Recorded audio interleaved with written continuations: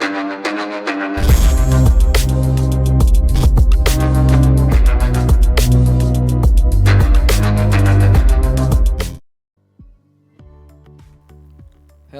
Sobat Mendang Mending, dimanapun kalian, semoga selalu dalam keadaan sehat dan bahagia. Bagi yang sedang mendapat ujian atau kesulitan, mudah-mudahan semuanya dilancarkan dan dimudahkan. Oh iya, jika di edisi majalah yang sebelum-sebelumnya semua pembahasan hanya dijelaskan melalui narasi tertulis, nah di edisi ke-9 ini saya bakal coba menjelaskan semuanya melalui narasi suara langsung agar pemaparan informasinya bisa lebih jelas dan lebih mantap. Pada edisi kali ini, kita akan membahas tentang iPhone 13 yang baru launching beberapa hari yang lalu. Kemudian kita bandingkan dengan seri iPhone sebelumnya, yaitu iPhone 12. Nah, tapi sebelum masuk ke pembahasan, saya mengajak sobat semua untuk mensubscribe channel ini agar kedepannya bisa memberikan konten-konten yang lebih menarik lagi seputar gadget.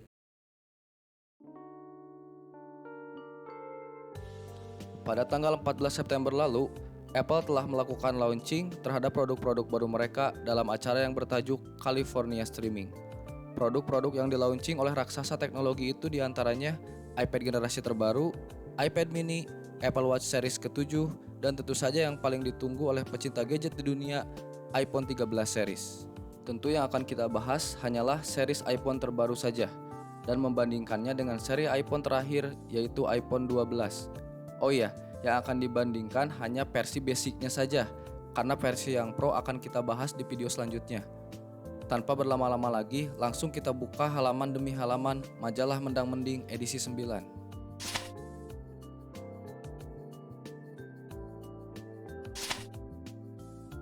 Yang pertama akan kita bahas adalah tentang body dan desain atau tampilan fisik dari iPhone 13 ini. Jika kita lihat sepintas, lalu membandingkan dengan iPhone 12, penampilan iPhone 13 ini bisa dibilang banyak miripnya, mulai dari bentuknya dengan radius pada setiap sisi yang masih sangat terlihat, lalu dimensinya yang hanya memiliki perbedaan pada ketebalannya saja, itu pun hanya sedikit, sekitar 0,3 mm yang sudah pasti tidak akan terlihat oleh mata. Kemudian dari material frame-nya yang sama-sama menggunakan aluminium, bagian belakang dan depan yang sudah dilengkapi kaca Gorilla Glass, sehingga tetap memberikan kesan premium bagi yang memandangnya. Namun akan terlihat perbedaannya bila benar-benar dipandang dari depan atau belakang. Pada bagian depan dapat dilihat, bagian poni dari iPhone 13 ini terlihat lebih kecil dari punyanya iPhone 12. Bahkan Apple mengatakan bahwa ukuran notch pada iPhone 13 ini 20% lebih kecil dari iPhone 12. Ini tentu saja merupakan perubahan yang sangat positif, mengingat desain berponi ini mulai ditinggalkan oleh smartphone-smartphone zaman sekarang. Tapi pertanyaannya, kenapa ya? Gak sekalian poninya dipangkas semua gitu. Yang pasti sih pihak Apple punya pertimbangan soal ini, yang mereka rasa tidak perlu dipublish alasannya. Selanjutnya di bagian belakang terlihat juga perbedaan yang sangat jelas, yaitu pada bagian kamera. Dua buah lensa kamera yang dipasang sejajar pada iPhone 12 sangat berbeda dengan konsep diagonal yang diusung di iPhone 13, tetapi memiliki ukuran kotak pembatas kamera yang tetap sama. Perubahan posisi kamera ini bukanlah hal baru untuk iPhone. Apple sudah melakukan hal-hal serupa pada iPhone generasi-generasi sebelumnya. Kemudian dari warnanya, iPhone 13 menawarkan 5 varian warna, yaitu Product Red, Starlight, Midnight, Blue, dan Pink. Sebenarnya warna-warna ini mirip dengan yang ada di iPhone 12, kecuali warna hijau yang diganti dengan warna baru mereka yaitu Pink, yang cukup banyak menarik perhatian ketika pelauncingannya. Untuk di bagian desain ini, saya gak bisa ngasih keputusan mending yang mana, karena meskipun dengan notch yang lebih kecil, tetap belum tentu lebih mending bagi orang yang memang suka HP dengan notch yang besar. Ini balik lagi ke selera masing-masing ya sob.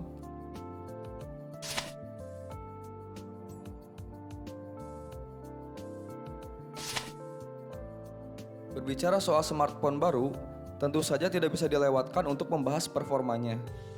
Tahun lalu, Apple mengeluarkan chipset terbaru mereka yaitu Apple A14 Bionic yang disematkan pada iPhone 12 series, yang performanya itu luar biasa cepat, sakti tiada tanding. Semua game-game berat dilibas tanpa kendala dan jadi salah satu chipset tercepat di muka bumi. Barangkali banyak di antara kita yang belum sempat merasakan kesaktian A14 Bionic ini. Namun beberapa hari yang lalu, Apple sudah mengumumkan chipset terbaru mereka yang lebih sakti lagi, yaitu Apple A15 Bionic yang akan disematkan pada iPhone 13 series dengan dukungan CPU 6 core yang diklaim 50% lebih cepat dibanding pesaingnya yang entah itu siapa maksudnya, dan GPU yang 30% lebih cepat dari pesaingnya yang tentu saja entah siapa. Kalau klaim itu memang benar, tentu saja Apple A15 Bionic ini bakal menjadi chipset yang lebih cepat dari yang paling cepat dan merupakan peningkatan performa yang sangat baik pada iPhone. Pertanyaannya, mau dipakai buat apa chipset sehebat ini? Kalau A14 aja udah sangat superior buat menopang performa saat ini, kenapa perlu upgrade ya? Selanjutnya untuk bagian operating systemnya, iPhone 13 ini tentu saja sudah dibekali iOS versi terbaru, yaitu iOS 15 yang juga akan tersedia bagi iPhone series 6s ke atas. Jadi untuk user iPhone 6s ke atas, lumayan tuh masih bisa ngerasain pengalaman pakai iOS 15.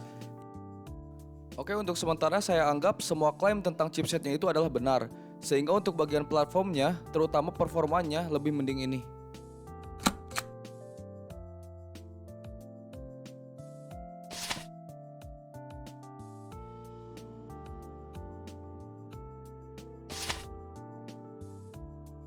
Di halaman ini, kita akan berbicara dari segi layarnya. Spesifikasi layar iPhone 13 ini sebetulnya mirip-mirip dengan iPhone 12, yaitu mengusung panel Super Retina XDR OLED, kemudian bentang layar 6,1 inch, resolusi 1170 x 2532, 460 ppi untuk kerapatan pixelnya, bahkan untuk refresh rate-nya pun Apple masih menggunakan angka andalannya, yaitu 60 Hz. Ini tentu saja menjadi bahan perbincangan para user iPhone di seluruh dunia. Pasalnya, untuk smartphone flagship zaman sekarang, refresh rate yang lumrah dipakai adalah 120 Hz. Ya paling enggak 90 Hz lah, jangan 60 banget ya. Yang menjadi pembeda antara layar iPhone 13 dengan generasi sebelumnya adalah layar pada iPhone terbaru ini memiliki 800 nits dengan brightness yang diklaim maksimum 28% lebih baik dibanding seri sebelumnya. Ya lumayan lah, meskipun saya juga kurang tahu apakah itu bakal jelas kerasa pas pemakaiannya atau sama aja. Untuk sektor layar ini, saya tetap pilih iPhone 13 karena walau bagaimanapun peningkatan brightness itu tetap jadi kelebihan dan poni yang lebih kecil juga merupakan nilai plus untuk layar. Jadi mending ini.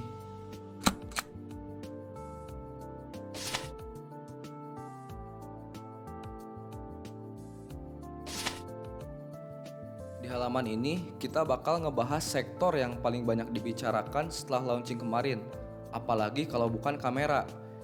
Jika dilihat dari ukuran pixelnya, kamera belakang iPhone 13 ini sama dengan kamera pada iPhone 12, yaitu mengusung dua buah kamera beresolusi 12 megapiksel wide dan ultra wide. Perbedaannya ada pada fitur yang disematkannya.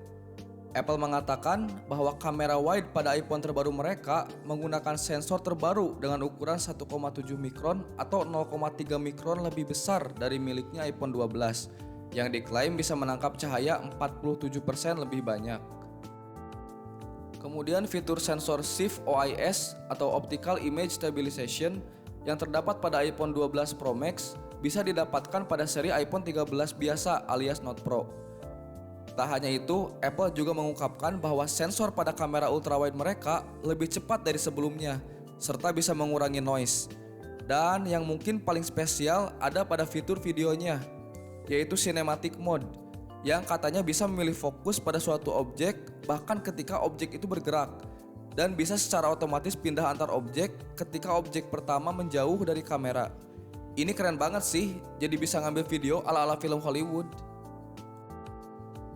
Oke, dengan semua fitur baru yang disematkan pada kamera iPhone 13, sudah bisa dinilai bahwa untuk sektor kamera mending ini.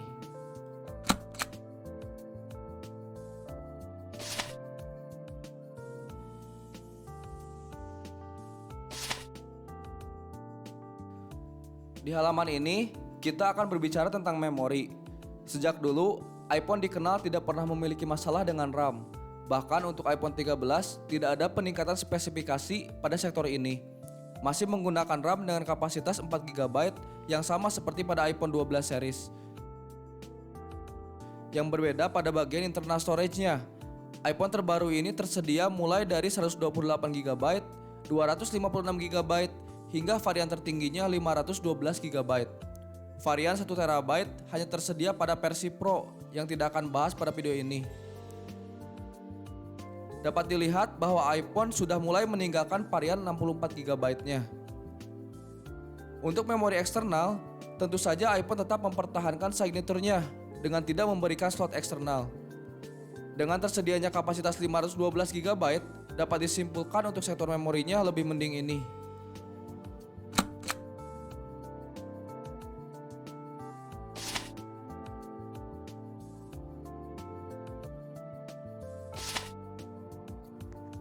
Di halaman ini, kita akan berbicara tentang sektor yang selalu menjadi kelemahan jika berdebat dengan user Android, yaitu baterai.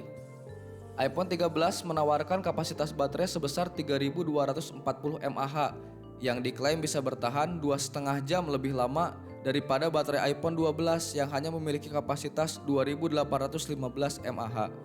Ya, selisih 2,5 jam waktu hidup itu sangat berarti, apalagi untuk orang yang sering di luar dan berurusan dengan gadget. Tentu saja ini menjadi kabar baik juga bagi user iPhone di seluruh dunia, karena ternyata Apple mendengar keluh kesah para konsumennya. Dengan peningkatan kapasitasnya, juga klaim Apple yang mengatakan bahwa baterai iPhone 13 ini bisa bertahan 2,5 jam lebih lama, sudah pasti untuk sektor baterai lebih mending ini.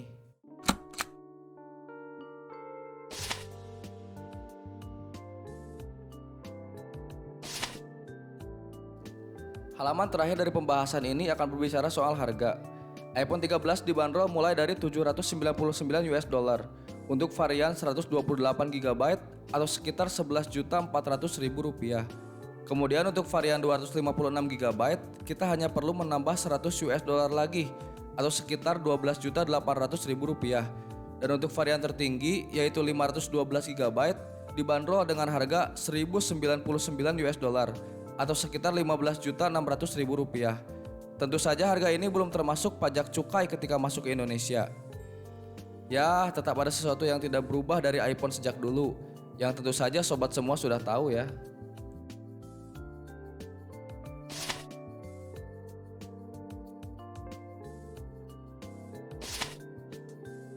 Sekarang kita masuk ke opini. Apakah iPhone 13 ini layak dibeli atau tidak? Jawaban saya adalah layak untuk user iPhone 11 ke bawah. Karena jika kita beralih dari iPhone 11 atau generasi sebelumnya ke iPhone 13, akan banyak sekali pengalaman baru dan peningkatan spek, mulai dari desain frame yang lurus, layar yang lebih bagus, chipset terbaru, kamera yang lebih powerful, RAM yang lebih besar, teknologi 5G, notch yang lebih kecil, dan lain-lain. Sehingga ini terbilang worth it untuk mengeluarkan uang 15 jutaan. Lain halnya dengan user iPhone 12 series. Dengan desain yang masih terbilang mirip, fitur yang tidak banyak berubah, kualitas layar yang juga tidak beda jauh, kemudian chipset A14 Bionic dengan RAM 4GB yang masih sangat mumpuni untuk performa, praktis untuk 15 juta yang dikeluarkan hanyalah pada perubahan kamera yang terbilang paling signifikan. Meskipun ada perubahan-perubahan yang bisa diperhitungkan juga seperti baterai dan RAM, tetap saja lebih baik menunggu untuk mengupgrade ke series ini sambil melihat review performa bila sudah banyak user yang memakainya. Tentu saja itu opini saya pribadi. Kalau menurut sobat mendang mending gimana? Tulis di kolom komentar ya.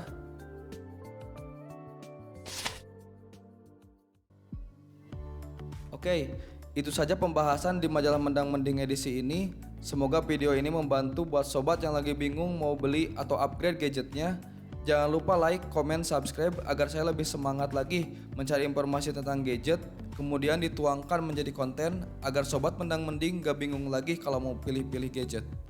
Terima kasih sudah menonton, sampai jumpa.